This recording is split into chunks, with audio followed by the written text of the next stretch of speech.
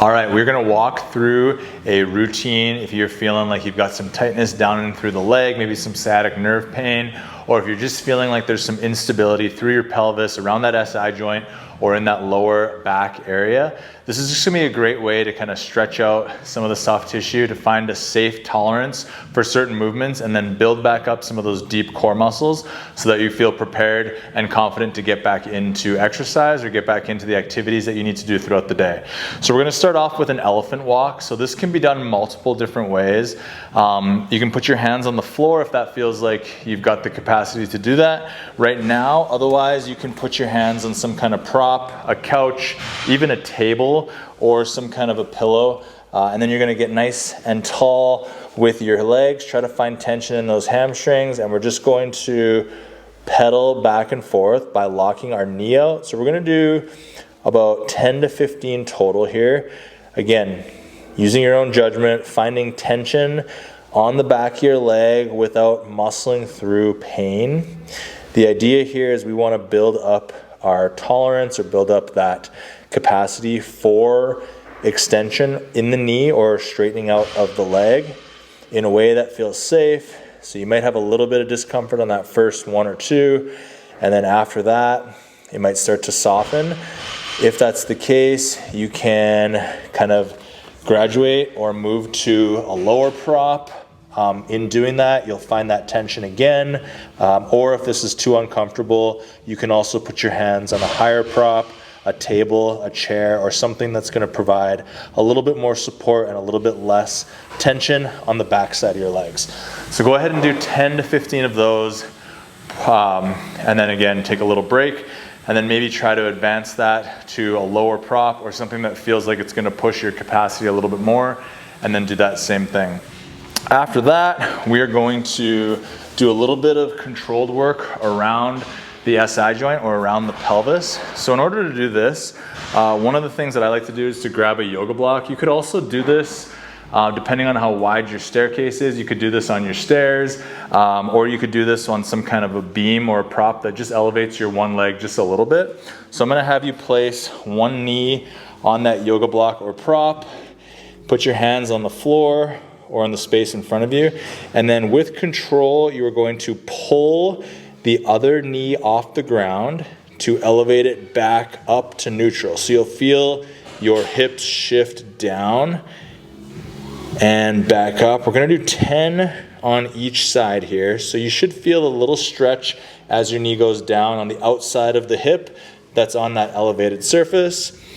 And as you come back up with that knee from the ground, you might feel a little bit of tension throughout the low back or even on that same side that is bringing that knee up. We're gonna go ahead and do 8 to 12 reps here. And once you're done with that 8 to 12 reps, we are going to switch sides. So as you're doing this, again, the main thing for this movement is to find control through this exercise. So we're not trying to rush through this. Thinking about using the muscles, using the soft tissue around your hip to navigate that range of motion rather than dropping in and out of that range of motion.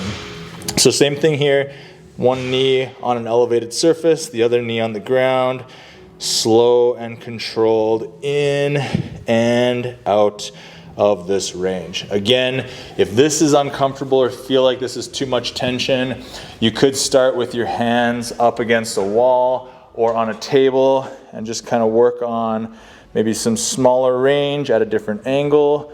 The idea here is to feel confident in this range of motion and not that it's putting a ton of stress on your low back. So go ahead and finish up with 8 to 10 reps on this side. Good. After that rep, you can go ahead and stand up. And next thing we're gonna do is some wall-assisted RDLs. You can hold on to something if you want. I personally like to hold on to something, but you don't have to. So what we're gonna do is we're going to put our foot against the wall, and then the other foot is gonna be on the ground. Whatever foot is up against the wall, that arm is gonna be reaching towards the ground, or you can be holding a prop, a soup can, a light dumbbell, a yoga block, just to kind of give you something to build some tension off of in that opposite arm. So we're feeling the foot that's on the ground, the hamstring and glute.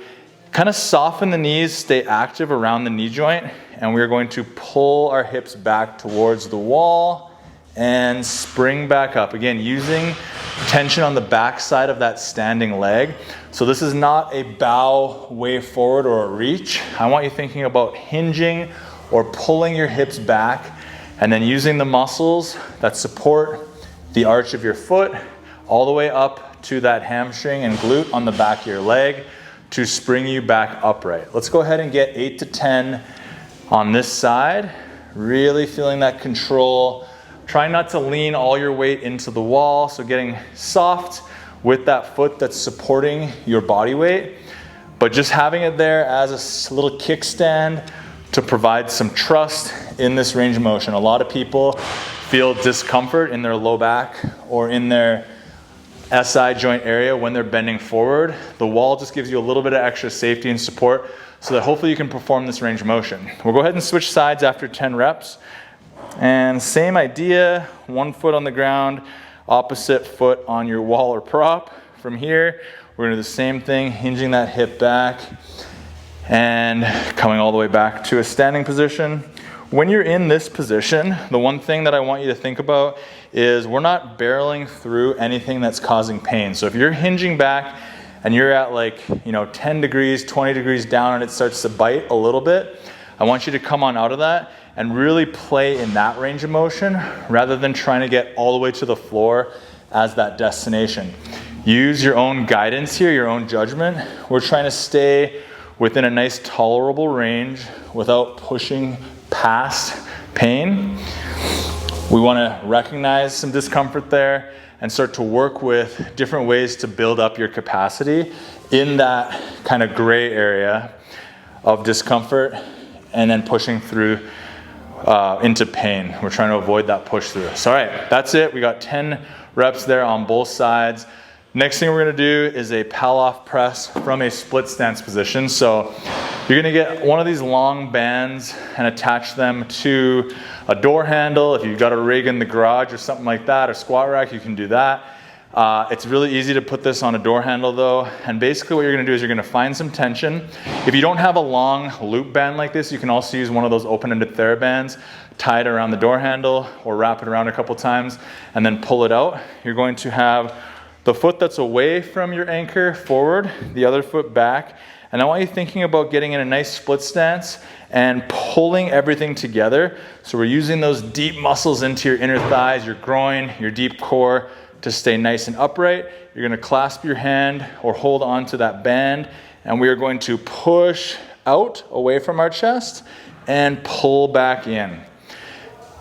The lower body is gonna stay nice and static here. So you're gonna keep that tension kind of scissoring to center in this split stance position. As we push that band away, you'll feel that tendency to wanna pull towards the wall.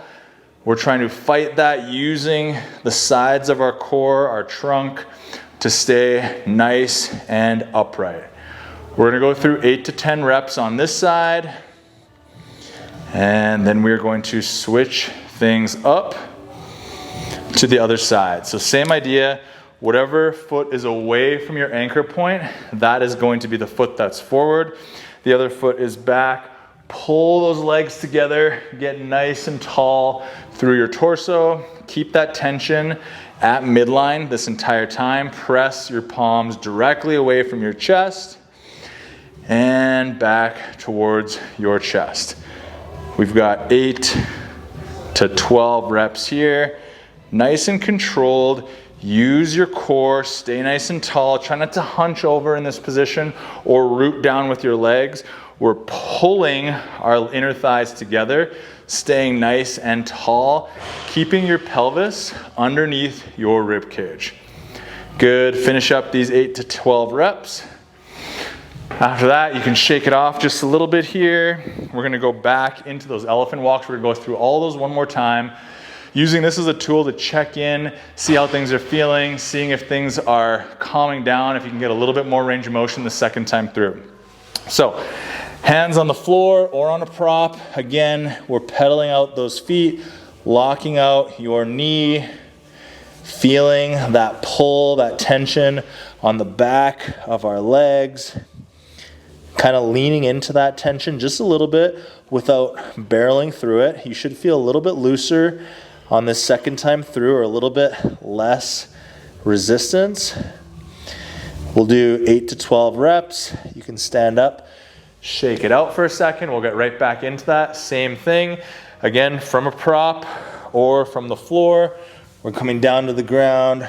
Elephant walk here, locking out those knees, pedaling those feet, pulling your tailbone to the ground, or sorry, to the ceiling on every rep. So as you are locking out that knee, you're thinking about reaching your hip bone or your sit bone up to the ceiling on every rep. You'll finish these last couple off and relax. We'll get back to that elevated SI joint dip. Grab your yoga block or find an elevated surface for your knee. Try to get a little bit more head on here for this second time through. So in this position, again, you're offset here. You want to slowly control in and out of this range of motion. Hands are planted on the ground or on some kind of prop. Pull your hip up, control back down. The hip that's doing the work here is on the side where your knee is elevated. So you're using a ton of control around that hip joint. For me, right now, it's on this side, this right side. I'm building up that rotation around the hip, 8 to 12 reps. As you finish up, you can relax, come off your block and switch sides. Same idea here. We're trying to avoid a ton of spinal rotation here. You're going to get some for sure. We're trying to isolate this as much as we can to that hip that's elevated off the prop. Good. So if you're getting sciatic symptoms, sometimes sciatica can be caused from those external hip rotators just lacking a ton of range, whether it's controlling in and out of rotation or even into some extension. So this is just a great way to kind of open that area up with a little bit of control. There's obviously a lot of different reasons why somebody could be experiencing sciatica, but I find that this can be a good way to just build up some extra range of motion with some control through the actual hip, the ball and socket joint. Good, finishing up here. And we'll stand up. We're gonna get into that wall assisted RDL. Same thing, one foot on the wall, the other foot is forward, whichever foot's on the ground, that other side is holding that prop. So again, we're not leaning back into the wall here. We're pretty light on our toes on the wall, and we're using as much control in that hinge as we can to pull the back of the hamstring and find length through the back of that standing leg. So we did those elephant walks. That built us a little bit of extra length for some of those nerves and some of those muscles on the back side of our leg. Now we're loading this just a little bit more. So we're kind of going into a unilateral or a single leg stance and finding a little bit more demand by putting our weight over top of that single leg now to kind of test some of the capacity of what we just built. All right, same thing, other side on that standing leg. Really working on using that wall as little as possible. So this is a precursor to, you know, a regular single leg RDL or even a deadlift or even picking something up off the ground pain-free. So we're trying to build that capacity up here. Again, you're hinging as far back as you comfortably can, bumping into that pain threshold, but not barreling through it. 8 to 10 reps. Good.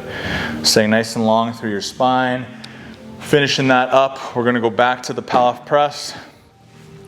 Split stance. The leg that's away from your anchor is gonna be forward.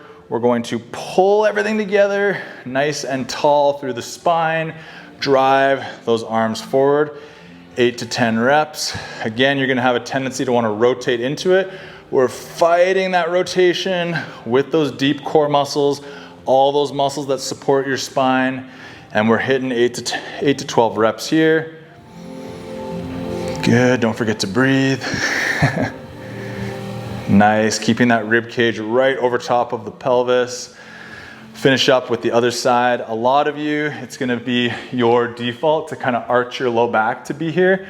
Think about pulling your pelvis underneath your rib cage so you can stay nice and tall through your spine and drive that tension directly away from your chest. Good. Pull those groin muscles together, find those deep anchoring muscles through the pelvis. 8 to 12 reps to finish off this nice flow here.